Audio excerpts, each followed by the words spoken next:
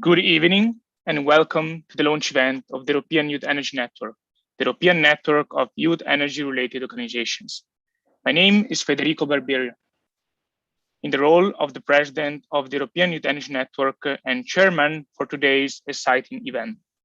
I'm very excited about what will be shared here, so let's have a look at our agenda. First, I will give a brief presentation to introduce the network, our vision, our history, our founding members, our future activities, and the faces behind the project. Afterwards, we have an outstanding lineup of keynote speakers. We have the honor to host Director General for Energy Dieter U. Jurgensen from the European Commission, followed by Deputy Director General Gauri Singh from the International Renewable Energy Agency, and last but not the least, unfortunately, Mr. Diego Pavia was not able to join today for unforeseeable problem, but we have Frank Gillen, the Education Director at EYEN Energy, which has given us the pleasure to be here. Following the keynote speeches, 3 distinguished panelists will pick up your questions and provide advice on how to put forward the energy transition.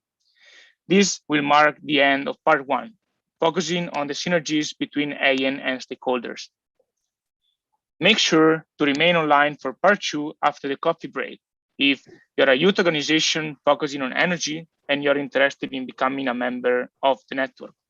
If you're an institution or a governmental agency interested in youth engagement, if you're a business interested in connecting with young energy leaders, or if you're an individual willing to step up and you're interested in joining a youth energy focused organization.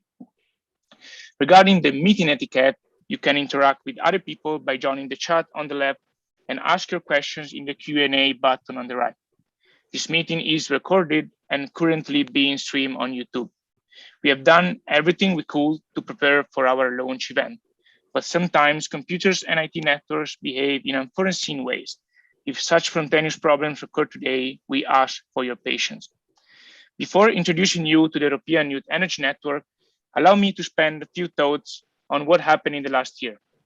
The pandemic has affected all the generations. We had the largest crisis of the 21st century.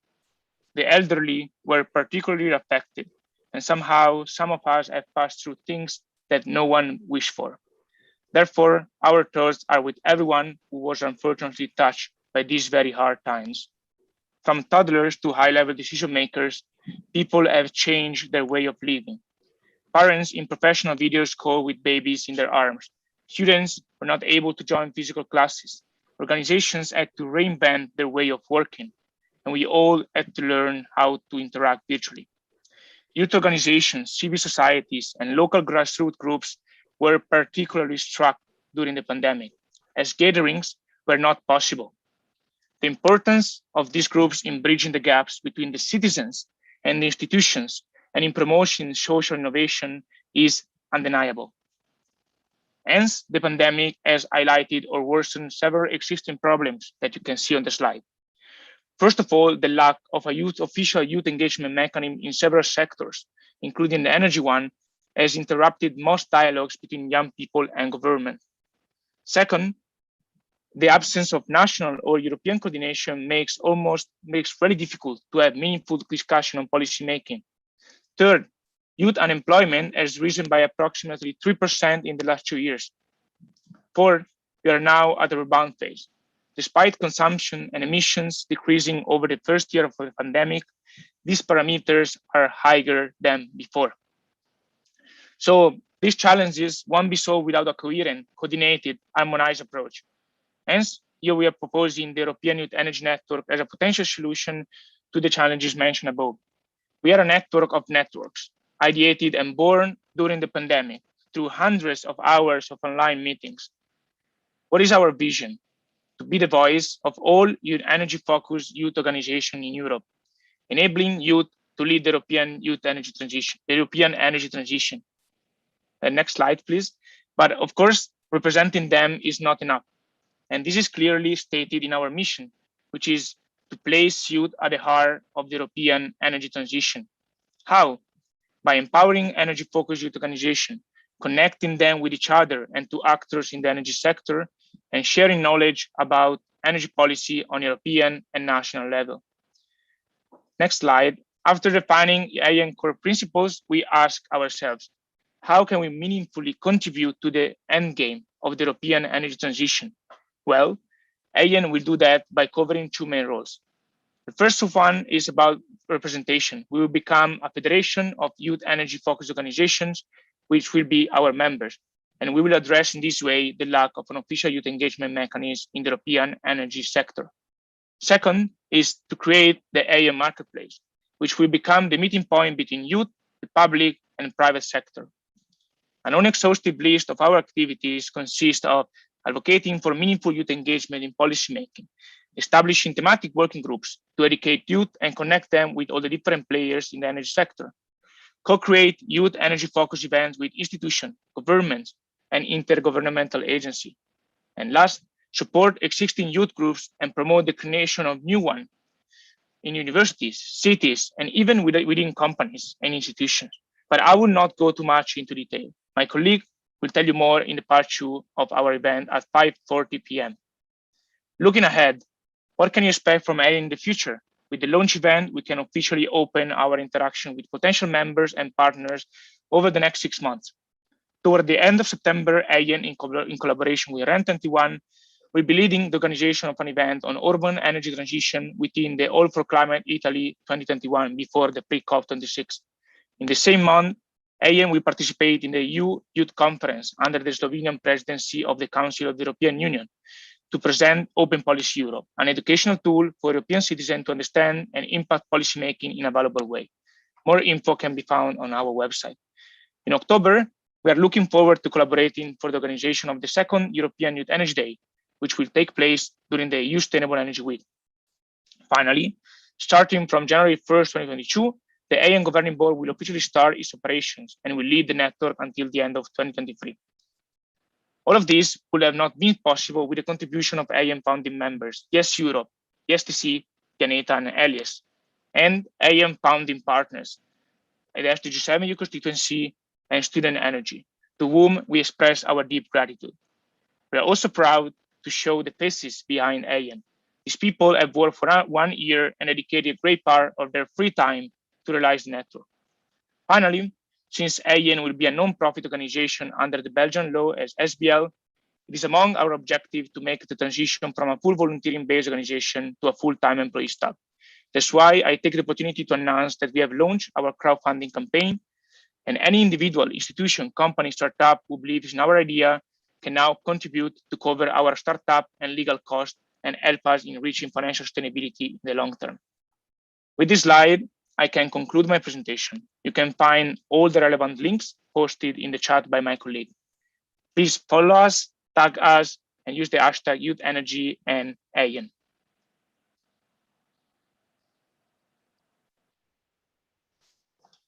So now it's time to give the stage to our first speaker, Director General for Energy, Dieter Yu Jørgensen.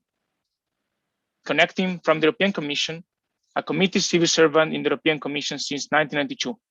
Ms. Jørgensen's efforts are focused on ensuring access to affordable, secure, reliable, and clean energy for all Europeans, promoting efficient production and use of energy, and driving the process of becoming the first climate-neutral continent while contributing to Europe's sustainable growth and job creation. Director General Jørgensen today will talk about the role of youth in the just energy transition and the added value of EYEN. Is the Director General with us? No, at the moment it is not here, Federico.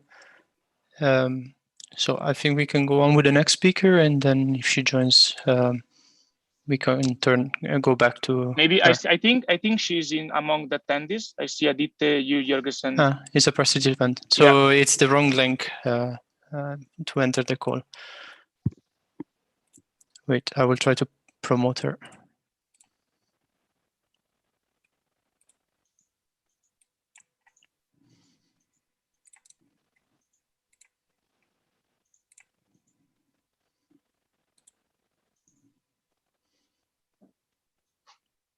Okay, Director General, I think you can unlock your screen. I'll unlock. Indeed, I am now in the call. Amazing. Thank you. Good. Thank you very much for your help. Yeah. So you have the floor is yours, and yeah, thank you so much. Thank you very much for allowing me in. I'm glad it worked out on the connection. And thank you so much for the invitation for me to speak today. I've been very excited about coming here. It's a great event, and I'm really glad to have the opportunity. So first of all, congratulations to all of you on the launch of the European Youth Energy Network here today. I think it's a really important part of our transition that you are contributing to and making possible with us.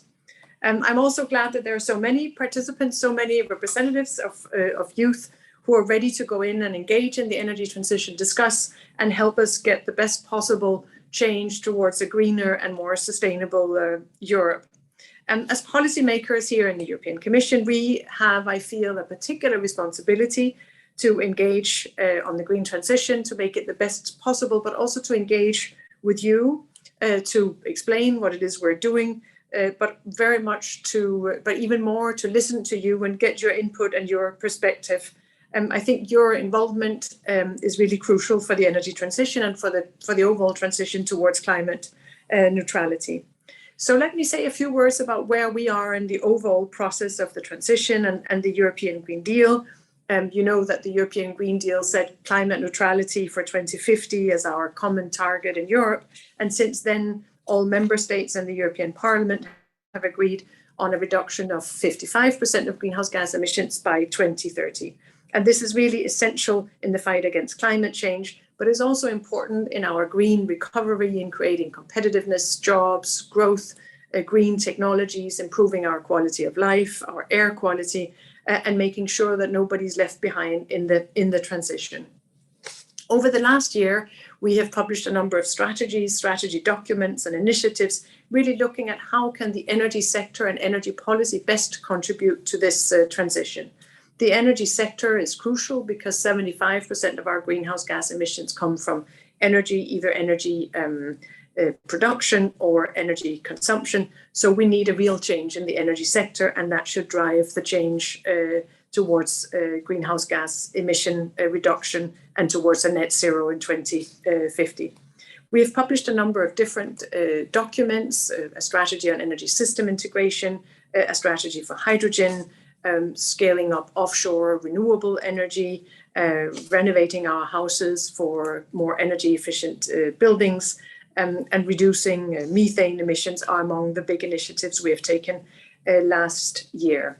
There's been a good discussion with member states, with members of the European Parliament, with our stakeholders around these strategies and initiatives, and that has helped us frame the overall policy direction that we will take towards the 55% reduction. And that means that we now, on that basis and on the basis of our climate target plan, our analysis, we are ready to present the initiatives, the proposals that should bring us on track to reach 55% reduction by 2030.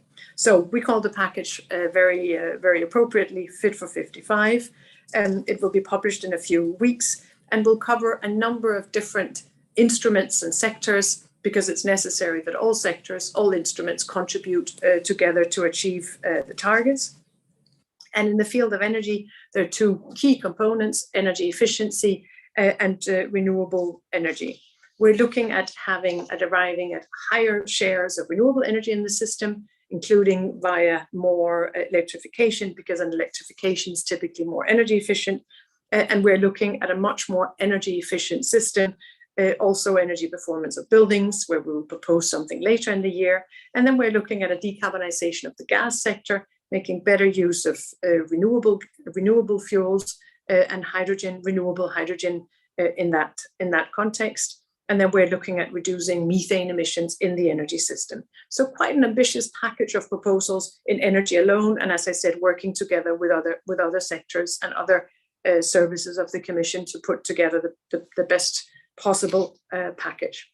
All of these things that we are doing under the Green Deal fit and work very closely together with what we're doing under recovery.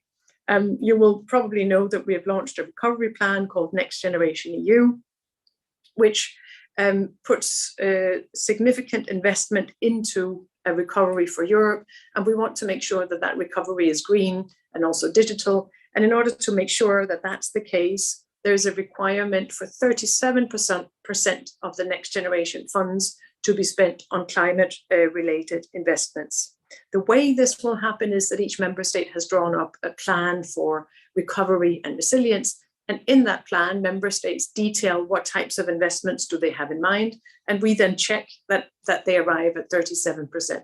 Some member states, the top member state is all the way at 61% of climate-related investments under their national recovery and resilience plan. So it looks encouraging and promising in terms of investments into climate as part of the Next Generation EU. And we have also said that we want to put citizens at the core of the Green Deal. And that means we really would like for you to be active players in this. We emphasize a fair transition and a just transition. And that also means that we want to hear the voices of people and of youth. The first European Youth Energy Day gathered last year. There were 130 young Europeans who exchanged ideas on how to transform Europe into the first climate neutral continent. And I'm really happy to see active participation of youth organizations in many of our initiatives in the field of energy. We've got the EU Initiative for Cold Regions and Transition, the Covenant of Mayors for Climate and Energy, so some more local and regional initiatives. And we have normally young participants or representatives of youth organizations also speaking at events there, in particular in the cold regions and transition. On the path to climate neutrality, member states and regions across Europe, of course, have quite different starting points. Some will be more affected by others, will have to make a bigger change in order to become climate neutral. And others are further along the path and can more easily make that transition. And that's the reason that we have created the Just Transition Fund in Europe to really help alleviate the socioeconomic impacts of the transition, or rather the negative socioeconomic impacts, because they're positive impacts across Europe, and make sure that all regions, all people can engage and can benefit from the change. And here, it's important to us that young people can benefit directly from the projects that are financed through the Just Transition Fund, and especially those that are dedicated, for example, to upskilling or reskilling. We're going to need new types of skill in the green economy, and also to benefit from the job creation opportunities and the support for sustainable business models and startup in the economy, not just the economy of the future, but really the economy of today and tomorrow as part of the green transition.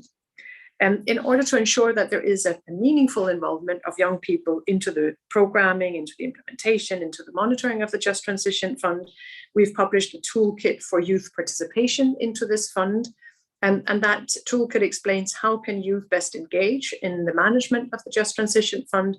And it gives examples of positive youth contribution to this just transition process in various regions in Europe.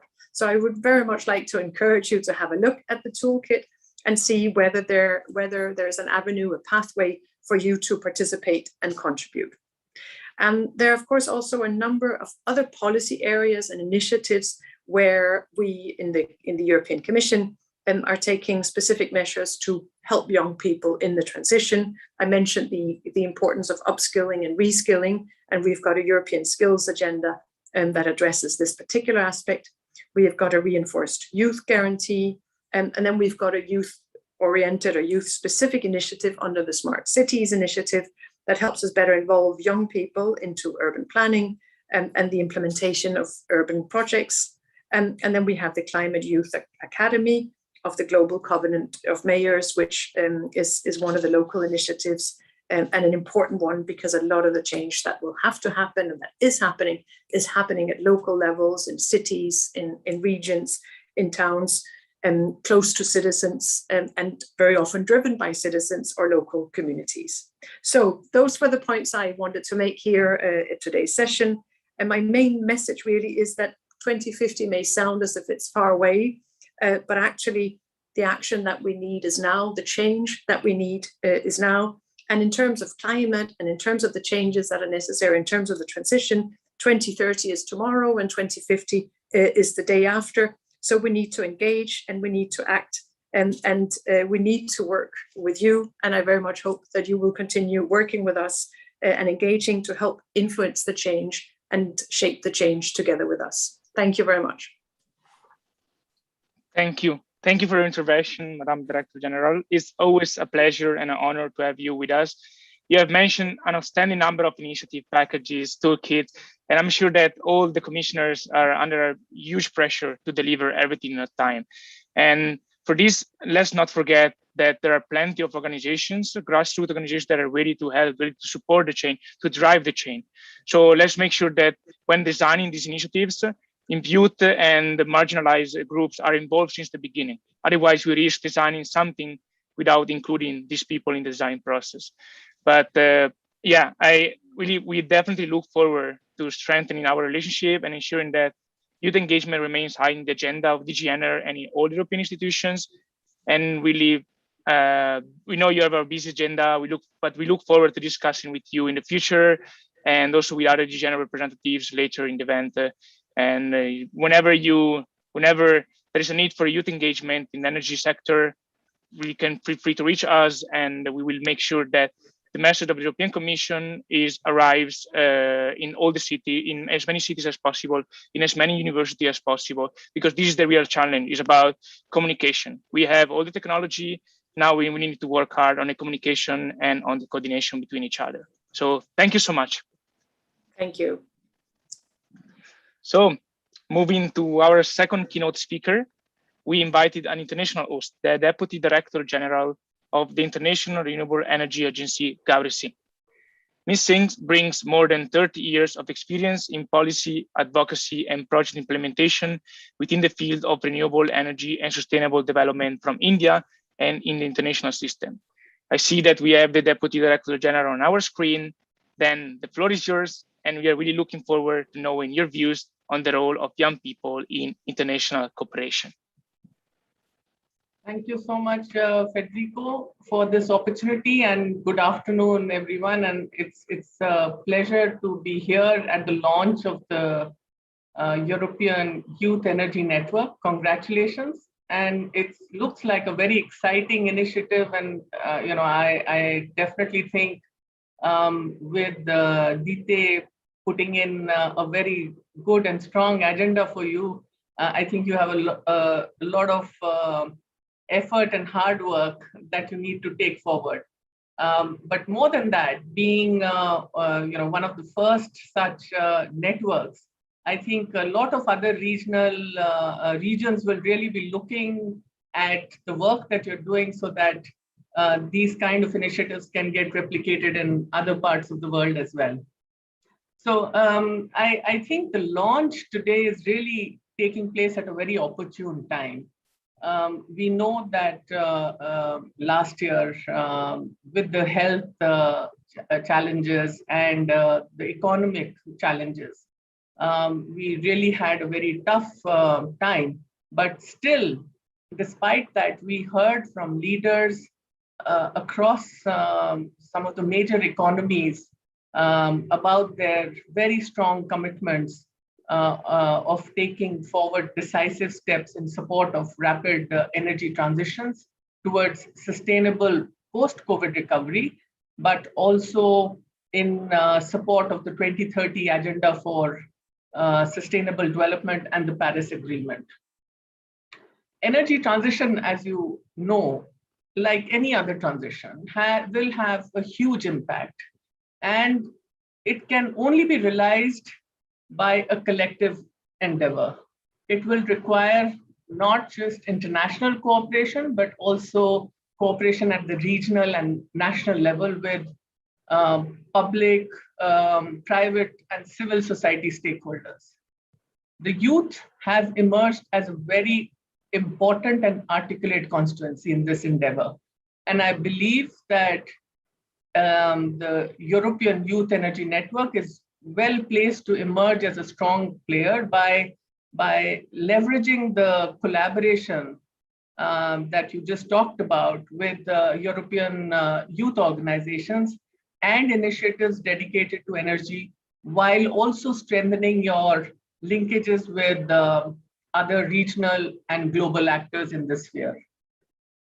Before moving forward, let me just highlight here some of the examples about remarkable achievements made by youth-led initiatives in Europe.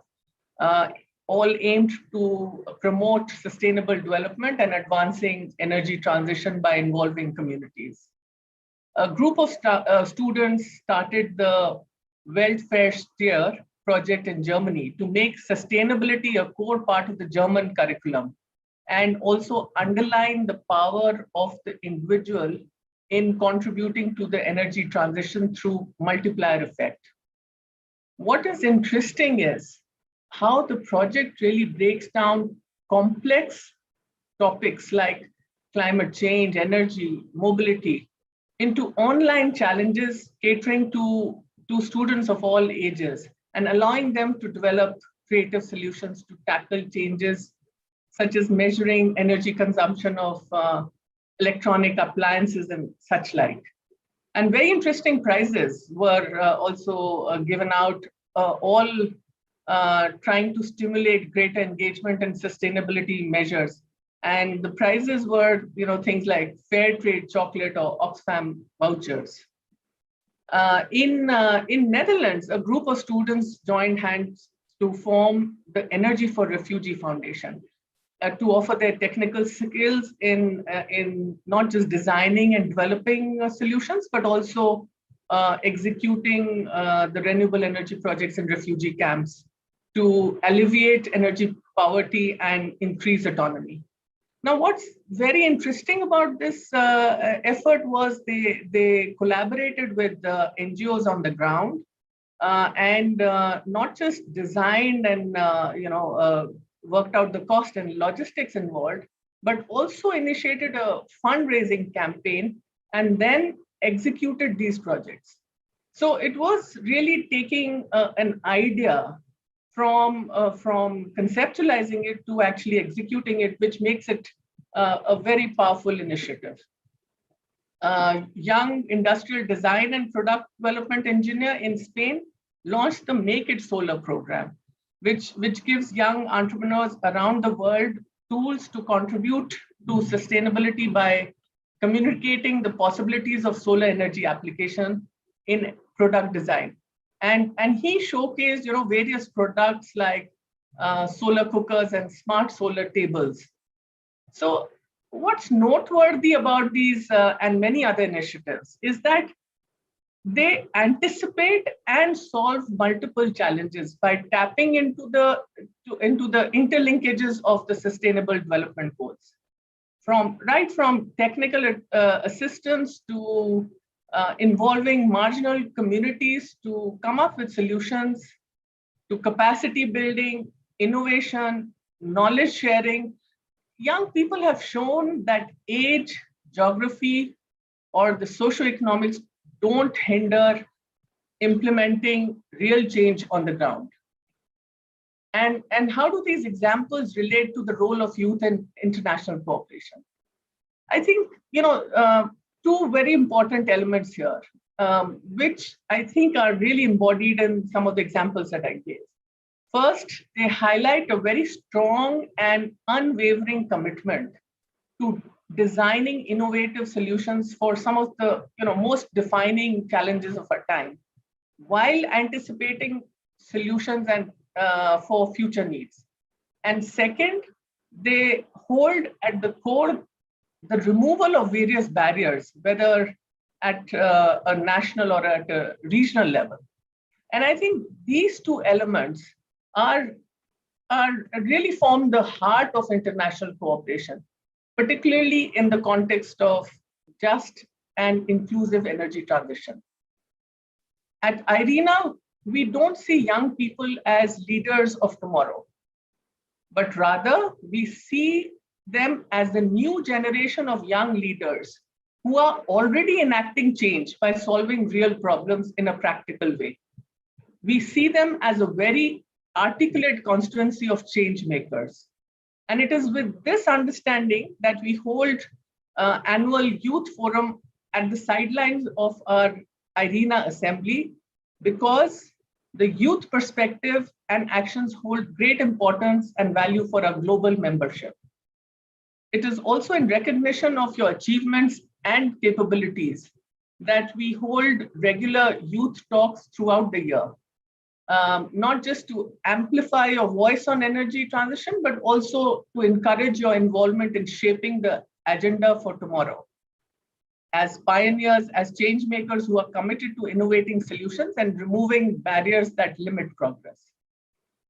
Moving forward, IRENA continues to develop more initiatives to engage young people in our work and incorporate your voices in shaping and disseminating the agency's messages. I encourage you to reach out to us with your ideas and thoughts and to join us in the journey of making and being a part of making that change in energy system that empowers, enables, and does no harm to our planet. And in this regard, I do want to emphasize that no contribution to our shared global endeavor is too small. Transforming the global energy system is a massive undertaking that requires all of us to make the best use of opportunities that are presented, or indeed create them where there are none. We know that we need to build a new system to confront long-standing challenges and create a resilient and inclusive society. And as we pursue this collective endeavor, please be assured that IRENA is your collaborator and partner, encouraging your unique perspective, amplifying your voice, and being inspired by your accomplishments. And at the end, I would again congratulate you all for this, for the launch, and I'm sure we'll see some great work happening in the future. Thank you so much. Thank you. Many thank you, Deputy Director General. Indeed, we extremely appreciate IRENA's efforts towards youth engagement. And I think IRENA was one of the first international agencies that started paving the way for youth collaboration beyond borders and around the world with, as you mentioned, the IRENA Youth Forum and IRENA Youth Talks. And I can say that also these initiatives also inspire us and push us to achieve a greater cooperation on European level. And indeed, it's important to share good examples, as you did, not only on a regional level, but also on international level, as there are plenty of networks in South America, in Africa, in Asia that are really growing, they're really building up, and we really look forward to connect them with you, with each other, and we can have a normalized approach to youth engagement. And it is impressive what you have accomplished so far, and we are really looking forward to supporting IRENA's mission even further. So thank you for joining us, and I hope you will be able to stay for a little longer. Thank you. And next speaker, so as InnoEnergy alumni from the IET InnoEnergy Master School, it is my utmost pleasure to welcome Frank Gillen, Education Director at IET InnoEnergy, to our launch event. Frank has an extensive experience in research and development in telecommunication and software technology sector, as well as in raising venture capital, university industry collaborative research, and spin-off creation. I see that Frank is ready, so the floor is yours. You have 7 minutes. So thank you, Federico. So today I'm replacing our CEO, Diego Pavia, who is traveling by train, but I'm very happy to have the opportunity here to talk to you about the exciting opportunities for youth in the fast-changing industry of the sustainable energy transition. And if you can go to the next slide and give me 1 minute to explain the InnoEnergy, and well, I can tell you that InnoEnergy is the leading international innovation engine and the ecosystem for the sustainable energy transition. And our network consists of more than 300 startups and 500 industrial partners across the world. And we have invested more than $500 million in all those companies and those initiatives. So I guess you can say that we understand the power of a trusted network, and we are very happy to be here today and expand our network with the European Youth Energy Network. Now, our focus on startups and innovation already gives you a first idea on the vast area of opportunities that lies ahead of us. Because the sustainable energy transition, combined with the digital transformation of industry, presents some of the coolest startup opportunities you can imagine. And it's certainly not only about innovations in wind energy, in solar energy, or in storage, but also about applying artificial intelligence, cybersecurity, and data science to create efficient and secure solutions. And a lot of those startups, which you see here on the slide, have been created by young talents, like the ones on the call, and that have gone through our master school, started a company, or started to work with industry and really create innovative and impactful solutions that already work today. So they didn't wait until they were graduating. So InnoEnergy acts as a hands-on investor, providing both financial and human capital. And this is the combination that makes us unique. So you can go to the next slide, that's fine. So why do we do this, combining financial and human capital? Well, turning Europe into a climate neutral continent by 2050 is a daunting task. It will change everything, and to change everything, we need everybody. That's kind of the bottom line. So we need entrepreneurs and engineers to build innovative technologies, but we also need artists that can show us the beauty of our planet. We need lawyers to make sure that the correct legislation is in place, that the regulations are adapted. We need the architects to build the cities of tomorrow where we will live in. And we also need ambitious politicians to orchestrate all of this and to make sure that nobody is left behind. So there is literally a new opportunity for everybody. But most of all, we need the game changers that can lead the energy transition on a daily basis everywhere in the world. And you have written this exactly in your mission statement on your website. And we as InnoEnergy are committed to help you make this a reality. Okay, can you go to the next slide, please? Now, one thing that the Green Deal will certainly do is create thousands of new jobs. Jobs that either do not exist today or that will create or require massive new skills. And this is your chance. This is the chance of the youth to really become pioneers in the green recovery.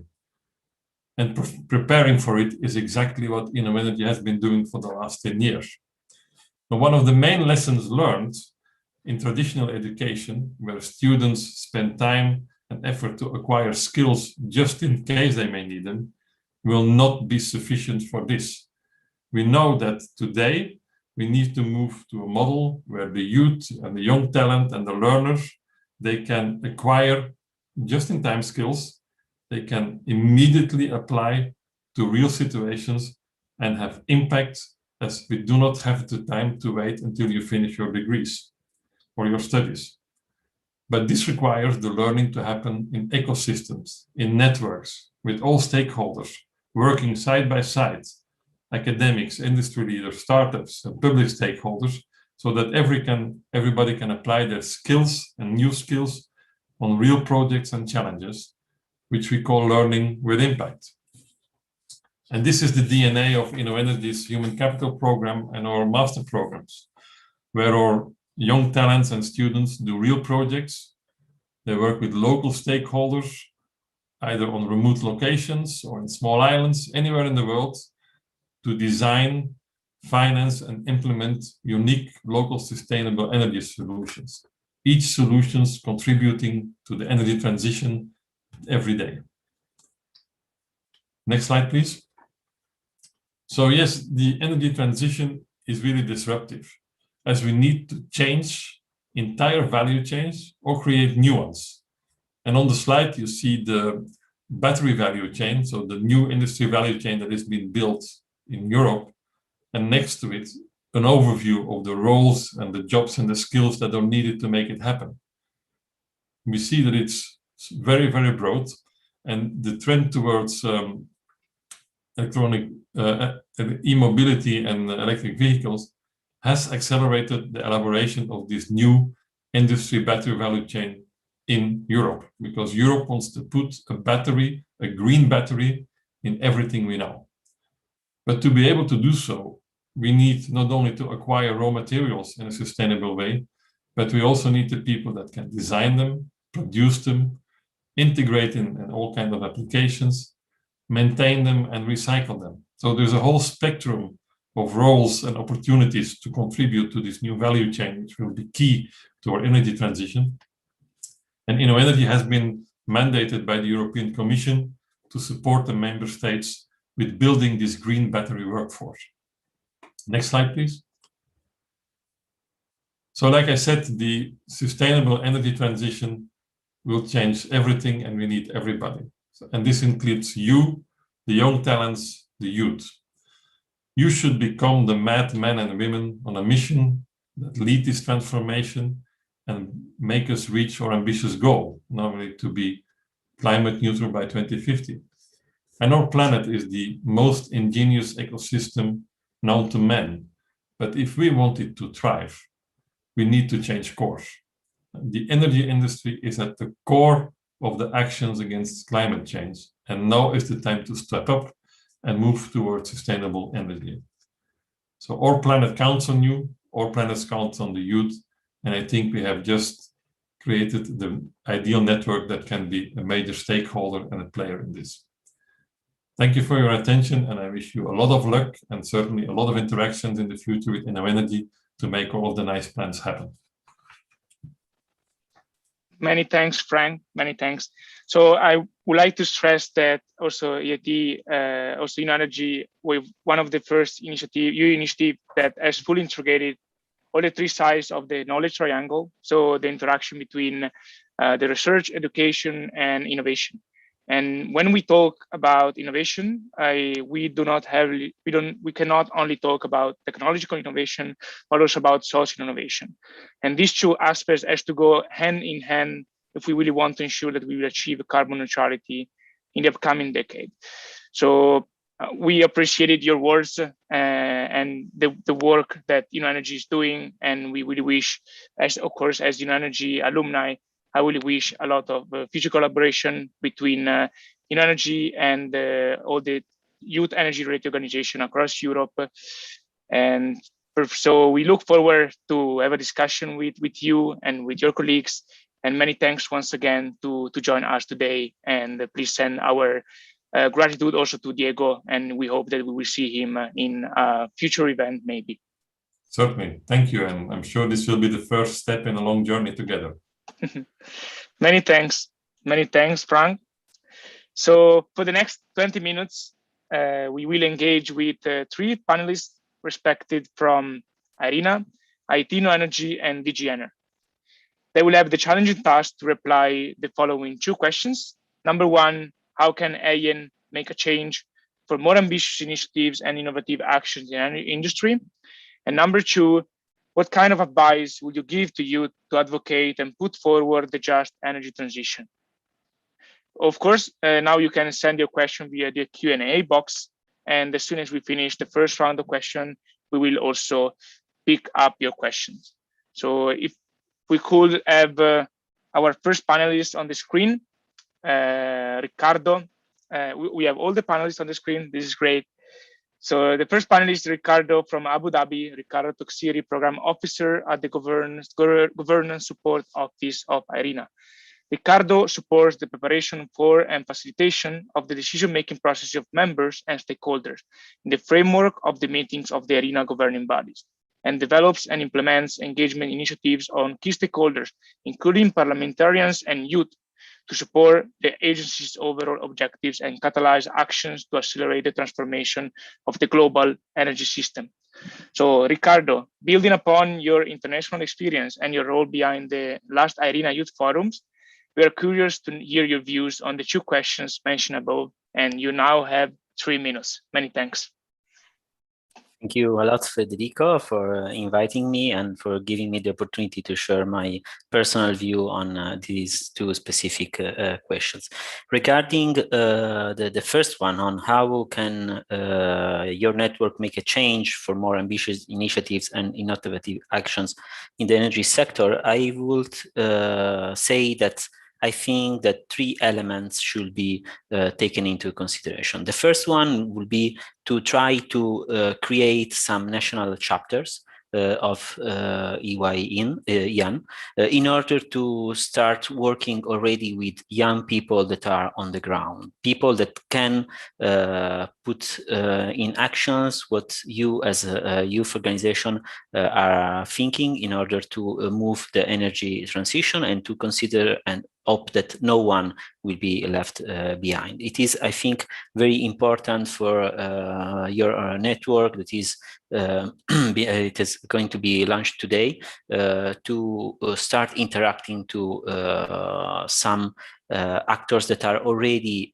working at national level. I already saw that some of the partners and also organizations that are funding members of EYEN are also from specific countries and already active in this field. The second will be to start opening, let's say, channels also with governments. It is very important that the European Commission is fully on board on this youth organization, but at the same time, as we all know from the European Commission, countries, governments receive indications, sometimes are binding indications, sometimes are voluntary ones. So it is very important to engage also governments in order to shape the energy transition at the European level, and also to make the voice of young people much more heard from lawmakers and also from different actors that are engaged when each country has to implement decisions that are taken at the European level. The third one and last, regarding to the first question, it is also to include other stakeholders. And for other stakeholders, I'm not referring only to governments, I already said, but also to industry leaders or companies from the industrial sector that can benefit from ideas, from the innovation that is behind every young people mind, in order to understand also and realize how young people are perceiving the energy transition and what is needed not only today, but of course also for the future. This will be my suggestion and my inputs and feedback on this specific question. Regarding the second one on how young people can advocate and put forward the just energy transition. I think that also in this case, I see some similarity with the previous question. And I will say that collaboration with other organization and cross-sectoral partnership will be vital. As we all know, when we talk about energy, sustainable energy, renewables, we are actually talking and thinking about the whole society. We are talking about education, for example, we are talking about security, we are talking about food, water, all these aspects that actually are also very well reflected in all 17 SDGs. So my suggestion will be to try to, of course, maintain the energy as a main focus of this young youth organization, but at the same time to engage also actors from different sectors in order to really empower young people that can think about on how they can advocate and make real changes in a different level of the society. And the second one could be actually to work together in order to create a network also of communities. It is very important when we all think about the role of young people to start thinking on how we can create communities. Communities are the response to any kind of challenge. It is only by working with communities at local level, national level, that we can really ensure that young people's voices are heard, and they can also make a real change on how we see the energy transition. And for example, from Irina's perspective, on how we can have renewables powered sustainable energy for all.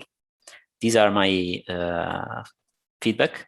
And of course, in case you need any clarification, I am always open to it. Yeah, many thanks, Ricardo, for your feedback. A few remarks on national chapters. Indeed, I think we do not have to reinvent the wheel. we really need to empower existing organizations. And on creating channels with governments, we also believe that these national organizations sometimes are the best ones to actually create these channels with government. So your comments are really on point. Of course, we need coordination on a European level, but in the end, the one that actually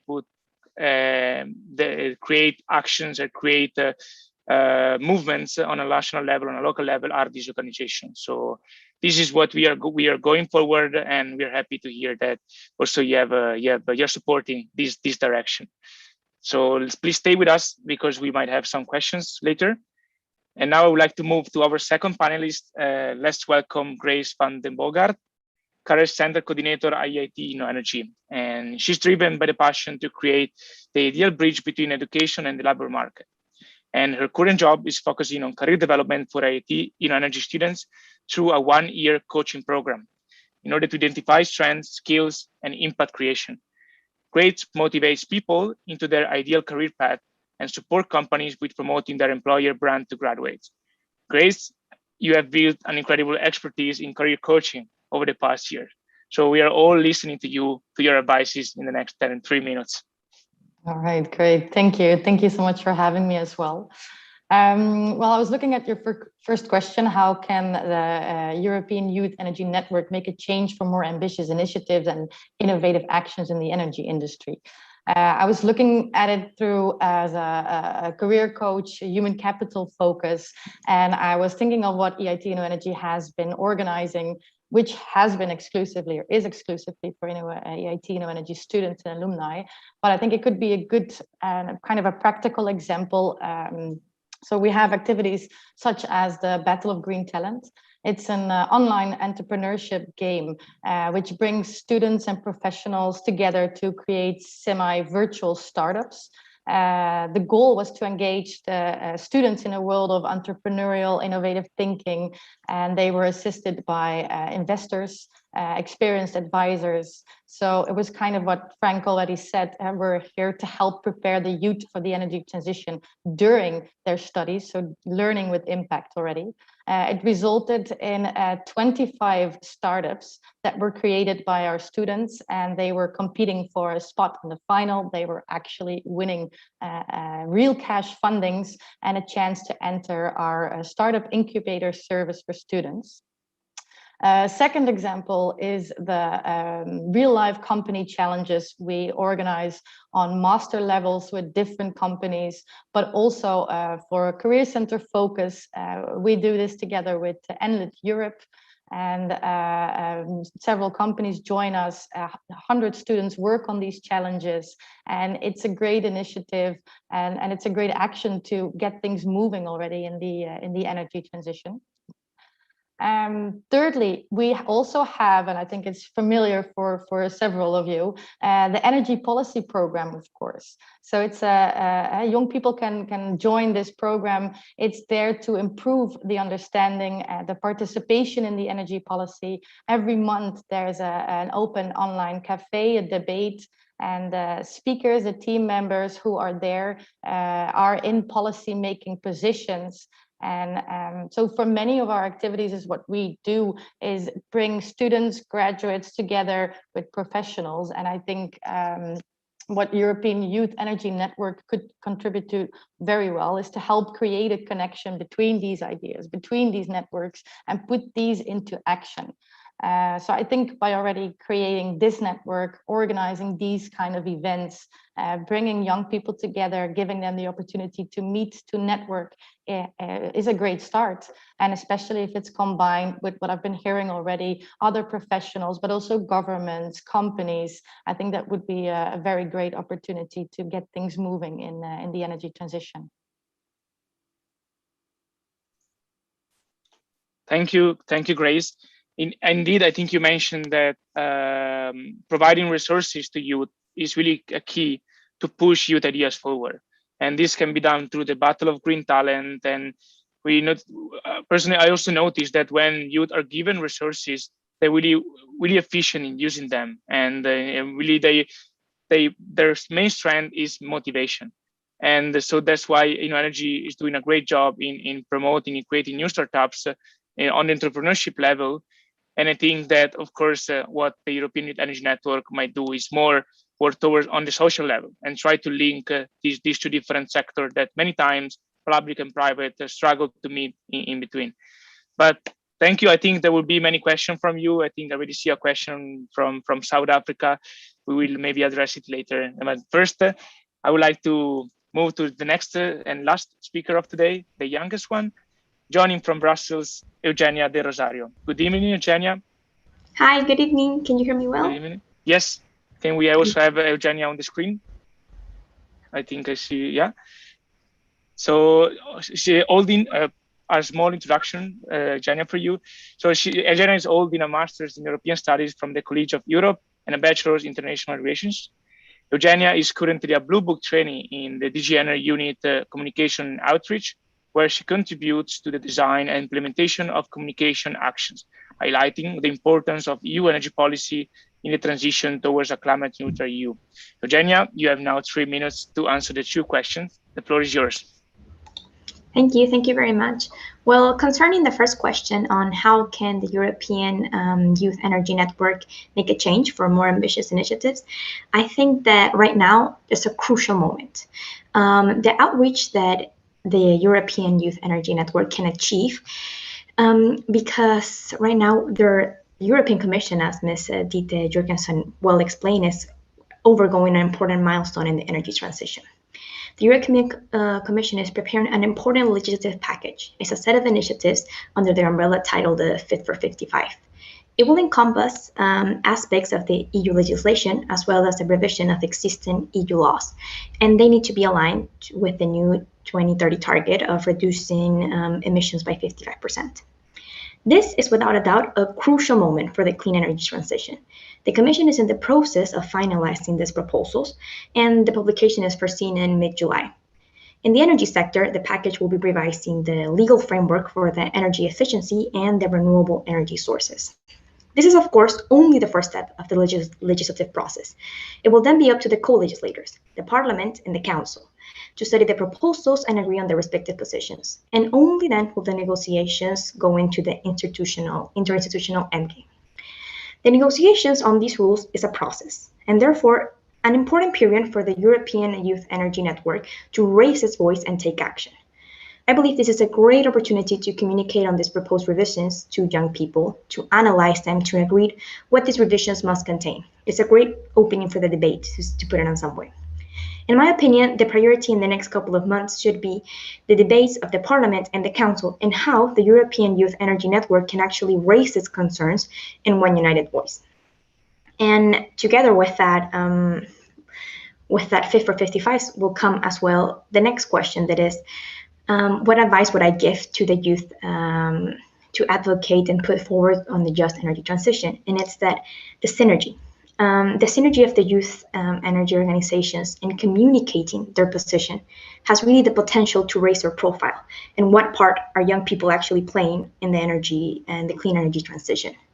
As I stated before, timing is a crucial element right now, and I think that the next couple of weeks are going to be really special in the energy transition and how you guys can actually influence on it.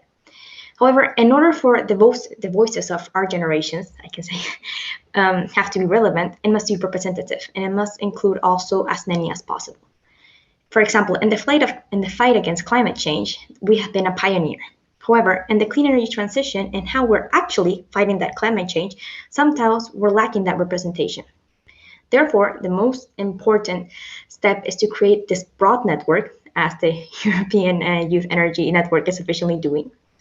It is essential that this network represents youth on energy issues, and it can act as a unified front in the EU debate. It has to raise our most pressing concerns, and also I think the most important part is that it can raise our innovative use perspectives and solutions. So yeah. Many thanks, Eugenia, for providing an overview on what's going to happen in the next months. And so just one comment on term of advocacy. I personally believe that now we see many protests. We see many youth movement as reasons such Fridays for Future, Extinction Rebellion, because they didn't find the right space in policy making, in policy discussion. They were not involved properly across the whole chain of the policymaking. So what you mentioned is really important, that youth are not consulted at the end, but actually throughout all the process. And this is something we really want to put forward and advocate for in terms of how do you do a meaningful youth engagement. And this is something that I think many institutions, many companies still has to learn, and because it's a new process. And being you a Blue Book trainee, and knowing that every year, every 6 months, there is a new motivated people that come to the European Commission and start implementing change from the bottom. We really hope that we can be also the point of reference for all the Blue Book trainees from DG Ener or from anyone that might be interested in energy topics. So I'm very glad that you are here and that you represented not only your unit, but I believe also all the Blue Book trainees. So thank you. Now I will see that we are a bit running out of time, but I think we have time for one question. So let me read the Q&A. The first question is from South Africa, as I mentioned before. So a lot of youth are integrated into different qualification and academic careers. How would one be able to contribute in the energy transition, considering the diverse careers most of us are in, that are not directly linked to the energy sector? So I don't know if maybe Grace, you would like to answer this question. This is really how do we implement our expertise in the energy sector if you're not from the energy sector? Well, I'm not from the energy sector as well. I am not an energy engineer. I had no experience and little knowledge on within the energy sector. I think Franquila mentioned it a bit as well. We're not only looking for energy engineers, we're looking for advocates, we're looking for many other opportunities and jobs that could support in your own specific way. So I don't think you have to be an energy engineer. You don't have to be experienced in the energy field already to still be able to make an impact. Find your proficiency, find your experience, and see how that could contribute within the energy sector. Thank you, Grace. I don't know if Ricardo or Jenna would like to also pick up on this question. Sure. Thank you, Federico, and thank you also for the young person that raised this question. I'm not as well an energy expert, but at the same time, I'm supporting the energy transition at global level, I would say, through IVINA. And again, going back to what Grace said, and what was also mentioned by the three high-level speakers, I think that when we are discussing about energy, we really have to think that every aspect of our society or our life is involved with energy. Again, when we move, there is energy behind any kind of transportation mean. When we think about also poverty, through energy, we can address these challenges. And the same can be done with regard to really all aspects of our life, and especially if we think about the 17 SDGs. So again, no matter what your academic background is, I'm quite sure that you, if you really think as a young people about your life, your career, you will find a way to contribute to the energy transition, to contribute to the sustainable development goals as a glance. In case you are an educator, you can do it. In case you are an innovator, you can do it as well. It really depends on how you envision what an energy transition means. Thank you, Ricardo. Maybe I can also include another question so we can build up and continue our discussion. So from Constance, we have another question, which is how can we convince town hall members and decision makers to engage with alternative players? They rather want to do business as usual and show too little engagement to for example, install solar power or engage new participants. How can we show alternatives to business as usual?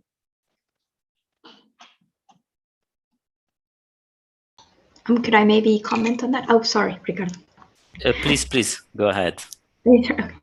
Well, I was saying, I believe that right now with the whole energy transition, what we're trying to eliminate is this business as usual and trying to create a new form of how are we producing, how are we consuming, how are we investing on our future. So my best advice would be, well, there is no business as usual anymore. Once the future Fit for 55 package is done, once all the initiatives on the Green Deal are going to be fulfilled, there's going to be a lot of differences on how we are consuming our energy or how we're producing our energy. So it would be mostly to try to explain them that eventually everybody's going to have to adapt to this new way, and you're just helping them through the transition. That is something that's inevitably going to happen. So I would say that could be the best approach, to say that it's not that you're trying to innovate and do something completely changing. It's just, no, you're trying to help them do something that's going to happen eventually. So yeah. I see Ricardo as his hands up, so feel free to intervene. Thank you, Federico. This is a very interesting question, which refers also to the work that I do with another stakeholder group, which is the parliamentarians. And to be honest, I think that the best way to engage and involve different actors, such as town hall members, in the energy transition is to provide examples that are driven by the willingness to change the life of the communities. And only by doing this, town hall members, parliamentarians, lawmakers can really touch with their hands what energy transition means, what just energy transition means. Not only for them as individual, but for their communities. I think this is something that young people can do. They all have the right capacities and also skills. But of course, it needs also to have a counterpart that can be open to listen, not only to young people, but in general, because policymakers, lawmakers, and parliamentarians sometimes they are probably thinking to the benefit of the community, but at the same time also to secure the constituencies' votes. So this is something, it's a kind of trade-off, but I think that by sharing examples, by sharing what other communities are doing, some data that, for example, are provided by IBINA on the benefits of the socioeconomic transition and so on, can really make a concrete change and can support the broader energy transition at global level. Indeed. No, thank you, Ricardo, and thank you all for your contribution. Time is up. It has been incredibly fast, and we already have used up our break, which was supposed to be a buffer time. But I would like to thank you all of you, and on behalf of our attendees who are following us here or via streaming. And we really wish you a successful continuation of your activities. And many thanks for staying with us during this evening. And I would encourage you to stay during part 2, because we will also explain. My colleague Beatriz will explain how you can get engaged with EYEN. And yeah, so thank you again, and we really look forward to seeing you in the future in our events. Thank you very much. And I will stay, of course. Thank you, Ricardo.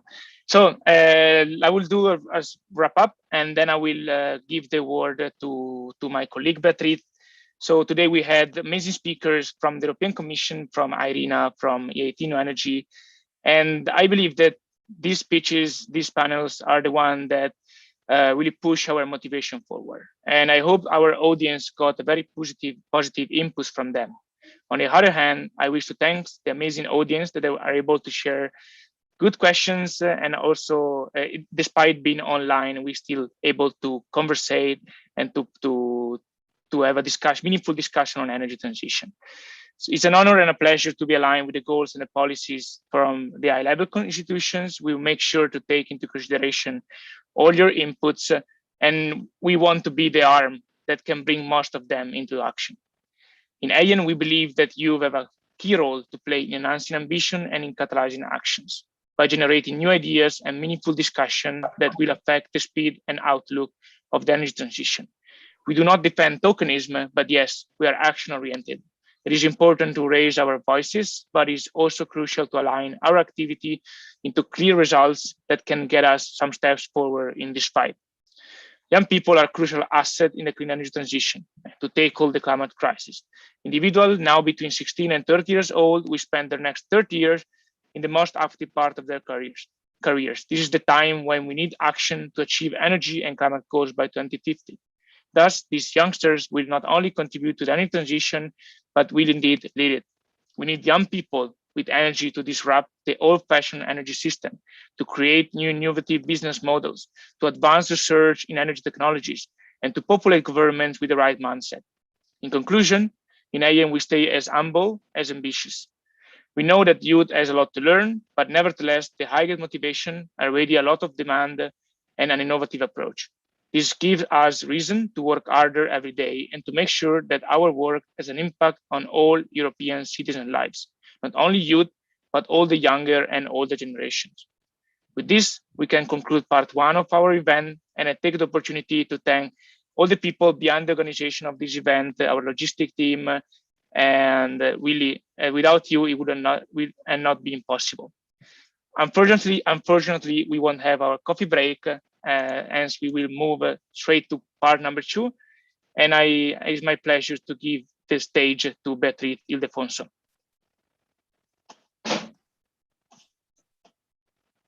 Hello, can you see me and hear me? Yes, Beatriz, we can hear you. Perfect. So first of all, thank you to all the participants that joined today. As mentioned, my name is Beatriz Ildefonso. I'm the co-coordinator of the Membership in Partnership group. So let's do a quick recap of what we learned so far about EYEN. So on one hand, EYEN will be a federation gathering and representing European youth energy-related organizations. And on the other hand, EYEN aims to become the European energy marketplace, connecting different stakeholders and different generations. Well, I am here today to introduce you to the different ways that you can get involved with EYEN as an organization or as an individual. Let's start with membership. So next slide, thank you. So the first question that may be popping into your brain right now is, can I become a member of EYEN? And if yes, how? Well, members are non-profit youth-led organizations active in Europe and in the field of energy, whose mandate is to represent youth in energy or climate policy making, to engage youth with energy or climate policy making, and or to educate youth on energy and sustainability. So let us dive into why you should want to become a member in the first place. So first of all, by becoming a member, you will become part of a bigger and more coordinated effort of youth organizations and other stakeholders in the energy sector. Being EYEN a member-led organization, members have the right to vote in any General Assembly meeting, and therefore you will help shape the roadmap of the future strategy of EYEN. Moreover, you also get the chance to work on joint projects with other members, with the coordination and support of the EYEN Secretariat. And just to name a few projects that we have ongoing, we're working to be represented at COP26, at the Citizens Energy Forum, and in the European Youth Energy Day. So all exciting opportunities. And you will also have the chance to attend events organized by EYEN and first access to the partners' initiatives, which could be joint projects, events, trainings, sessions, collaborations. And finally, once created, you will also be able to lead and contribute to EYEN's thematic working groups. And of course, you will also have a say on what these thematic groups would be about. Second of all, by becoming a member, you'll also get to more easily share and stay informed about relevant opportunities, initiatives, news from EYEN and its members. And this sharing of information will happen on the EYEN mailing list, which only members would get access to, and over the EYEN communication platforms, where members can share information themselves, for instance, and during recursive meetings among members. And last, but definitely not least, members will be empowered on a European level. Now, empowerment is at the core of our motivation, but it is also a big buzzword these days, as you may know. How exactly do we intend to make it happen? So, for example, by giving our members opportunities to participate in high-level discussions with key stakeholders on the energy sector on behalf of EYEN, or by contributing and being featured in the upcoming EU Youth in Energy Yearly Report. There will be a page by country featuring all active member organizations and their achievements, plus partners and an evaluation of government efforts and events concerning youth in energy. And finally, but also very important, through advocacy campaigns on youth engagement, which will be coordinated by EYEN with direct participation from our members. So now that you know why you should become a member, let's look at the how. The first step is filling in the membership form, and you can find it on our website under the Join Us section. There are certain conditions to becoming a member and even to apply in the first place. For instance, every member must follow and comply with the EYEN statutes, maintain at least the minimum requirements for membership regarding size, geographical scope, and also scope of action. So among other things, it must be a non-profit youth-led organization active in Europe. Provided that all these boxes are ticked, the second step is the validation from the membership working group and then from the governing board. And we will be reviewing the forms submitted on a rolling basis. So once you get to this step, you will then be considered a candidate member. Let us just stop here for a moment to understand what this means to be a candidate member. So what separates a candidate member from a full member at this point is the admission from the General Assembly, which is constituted by EYEN members, and it takes place every 6 months. So 6 months is the maximum period of time that an organization should have to wait to get a final response on their membership status. However, candidate members will enjoy all the benefits of full members, except that they cannot represent EYEN and they don't have voting rights. So this means that as a candidate member, you should also assign at least one active person to liaise with EYEN as a member focal point, and to ensure that there is always an open and active communication channel between them. Once the General Assembly takes place, which is the final step, and your membership is approved by voting, you are now a full member, which means that additionally, you should ensure that there is a representative of your organization attending EYEN membership meetings. You should follow the communication guidelines provided by our communications working group, and you should contribute actively to EYEN activities during the day. So let us take a step back. What if your organization doesn't comply with the membership requirements? So let's say that it's not youth-led or not constituted by youth, or it has a different geographical scope of action. So it's not active in Europe, let's say, but you are still interested in supporting EYEN's activities and its members. So you may be the partner that we're looking for. So let me start by reinforcing that partnerships are essential for our work. It is through partnerships that we can get access to funding for our activities, develop interesting projects, create opportunities to empower our members, among other things. Here is what you can get by becoming a member. So first of all, you can increase your reach and interaction with youth. EYEN will become the intermediary step between your organization and youth organizations across Europe. And by connecting partners and members through collaborations and initiatives, we can ensure fruitful connections, cross-sectoral and intergenerational dialogue. Additionally, partnerships can lead to co-organized activities like training sessions, seminars, career fairs, and other events like hackathons, panels of discussion. The possibilities are immense. And it's also an opportunity to link experts and organizations throughout EYEN's networking events. Second, you also get reputational benefits and branding. So how is this going to be achieved? By being featured on our website to show your support for the energy transition, by increasing your brand's recognition through EYEN's events, by participating as an expert speaker during EYEN's events, or by showcasing your activities and professional opportunities. So let's say that you're looking for interns or for trainees and there's job opportunities, we can share this with our network, as well as other sorts of important information. So to become a partner, you must be an organization whose activities and goals are aligned with EYEN's statutes and EYEN's values. And at this point, we envision two types of partnerships: strategic partnerships and financial partnerships. And the first ones are those that focus on co-developing and implementing projects, such as those that I've mentioned so far. And financial partnerships can take different forms, such as donation through sponsorship or partnership for tender opportunities. So for more information on how you can become a partner, if this is interesting to you, you can contact this email, partnership@youthenergy.eu, expressing your interest and questions.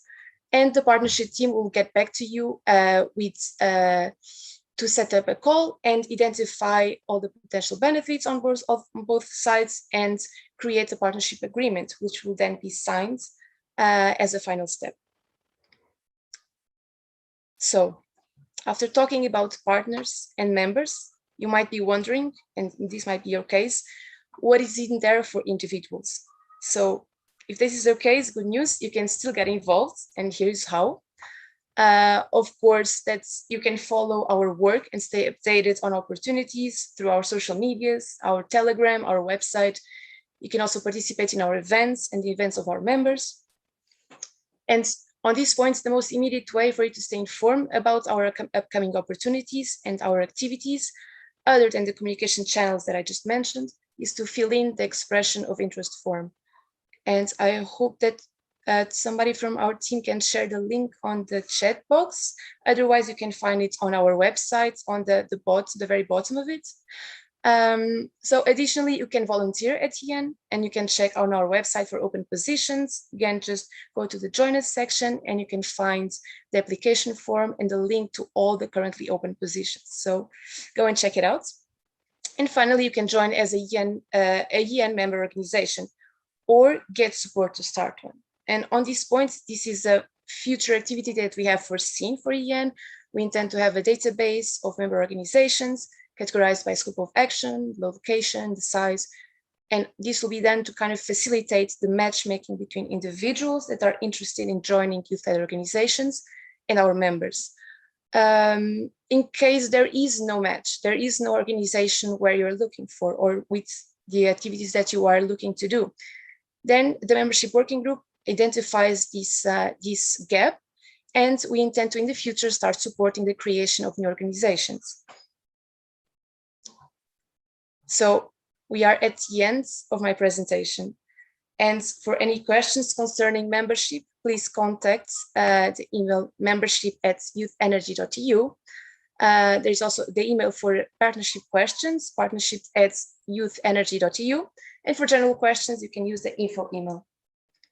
So as you understand, at these points, there are plenty of ways that you can get involved with EYEN, and we are happy to answer questions that you may have during the remaining time of this event. So we kindly ask you to write your questions in the chat box, and we will attempt to answer as many as possible, depending on the time that we have available. Thank you.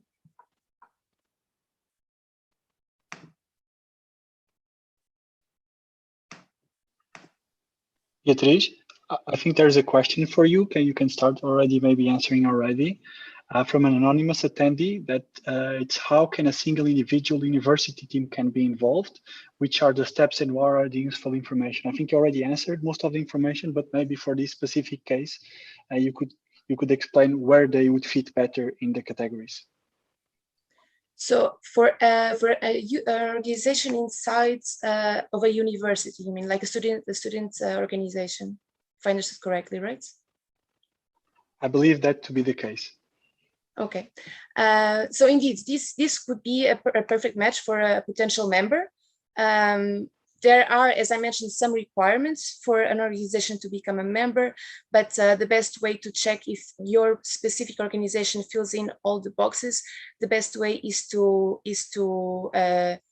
fill in the membership form, and you will notice that if you have all the requirements or not. And if you have questions and there's something on the membership form that is not clear for you, you can also feel free to email us at membership@youthenergy.eu, and we'll be happy to schedule a call and help you with the process. Beatriz, then there's another question. Thank you for answering that one from another representative. Which is, it states, I'm an undergraduate student. Can I join EYEN, or what's the best way to do so? Also, can my university be a member, or how can I get involved? So for the first point, as an individual, as I mentioned, maybe we could even show the slide which showed all the options. Indeed, exactly. That's the one. So you can fill in the expression of interest form, and you will get updates on how you can get involved on EYEN's activities, upcoming ones, and opportunities. Or you can check the open positions for volunteering, which is also on our website under the Join Us section. And you'll get a list with all the open positions that where you could volunteer. And again, as I mentioned already, for university organizations, provided that your organization fulfills the requirements for membership, for sure that you can become a member. And if you have any questions on whether or not this will be possible, feel free to refer to it on through our membership email. I'll be happy to answer any questions. Thank you again, Beatriz. We have then another question asking how would it work for non-student associations? Well, I don't have enough information to answer this. I mean, in the end, if it's a youth-led, energy-focused organization active in Europe, provided that it fulfills all of these requirements and some others, then it would be possible for sure. It doesn't have to be necessarily a student association. Thank you very much, Beatriz. Then another question coming from asking if EYEN has a student acting body like IEEE at universities. For the one for who doesn't know what IEEE is, it's I believe it to be the Institute of Engineers and Electricians and Electronic Engineers. Mm-hmm. Apologies for the name. No, so I don't think we do have a student acting body. That's not our scope of action, but I'm not sure I understand fully the question. What could be the relationship between EYEN and such a student body inside a university would be that this student body would become a member of EYEN. So that would be the potential relationship. I hope this answers the question. I hope that answers too. There is one more question, but I believe we will prefer to type it down because it's the difference. So at the EYEN website at the moment, it's a question from Jim, by the way.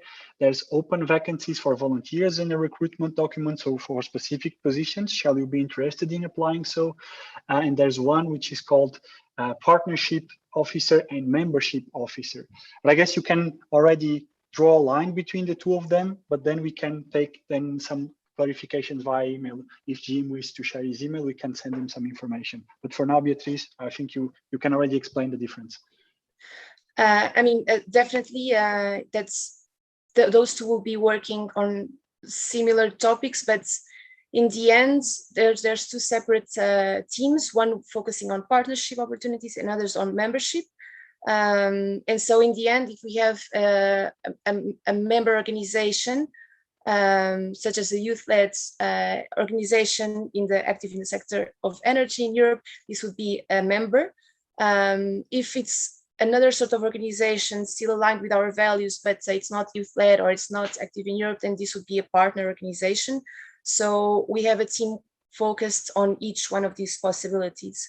So I don't know the specifics of these, what it entails for these positions, but indeed, as Miguel mentioned, we can clarify this by email.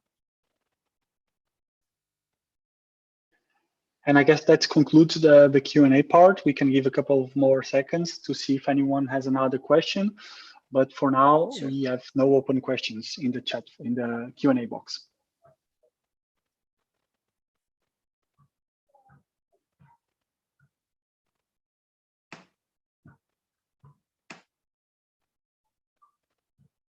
And I mean, if there are no questions at the moment, but some questions arise later on, once you check our website, and if you're interested in learning more, I mentioned again that you can you can contact us on info@youthenergy.eu, or if it's a specific question for membership @youthenergy.eu, or for partnership, the same email, but partnership@youthenergy.eu. and we'll make sure to get back to you as soon as possible, or even schedule a call if there's a lot of, if it's about becoming a member and there's some questions about the forms.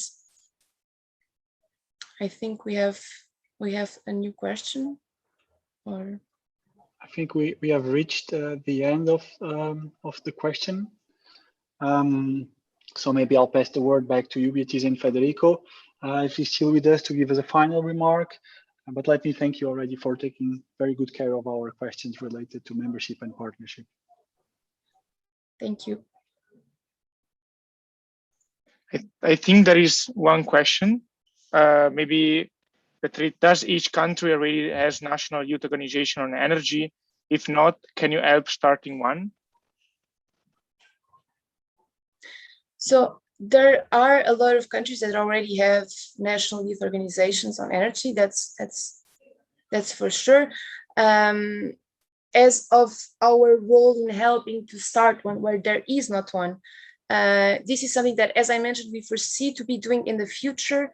We're not doing this yet, because as mentioned, this is the launch event of EYEN, so we're just starting our activities and growing our membership base.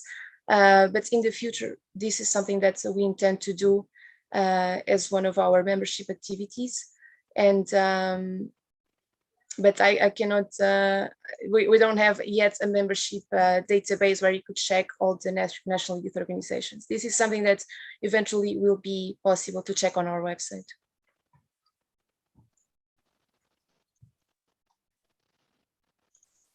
Thank you, Beatriz.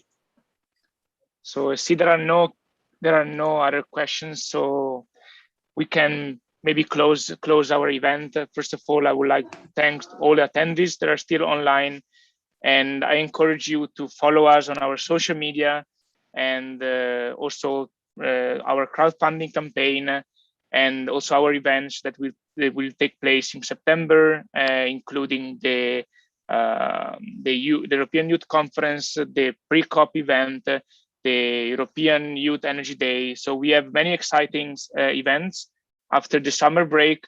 We're looking forward to have new individuals joining EYEN, and also have a look at our members, and they are really doing. If you're interested in being active more on a national level, you can reach out our members. And if you're a member of a youth organization, energy focused, please submit your membership form. If you would like to create a youth energy related organization in your university, please do reach us, because this is also part of our activity. And yeah, so this is a wrap up. And many thanks to all the panelists, to all the speakers, to all the attendees that are with us today. And we really look forward to welcoming you at EYEN or in our members, or to connect you with our partners. So thank you, Beatriz. Thank you, Fons. Thank you, Jacopo. And thank you to Miguel, to all the people that help in the background. And yeah, I wish you a good evening, and have a good summer, and see you soon.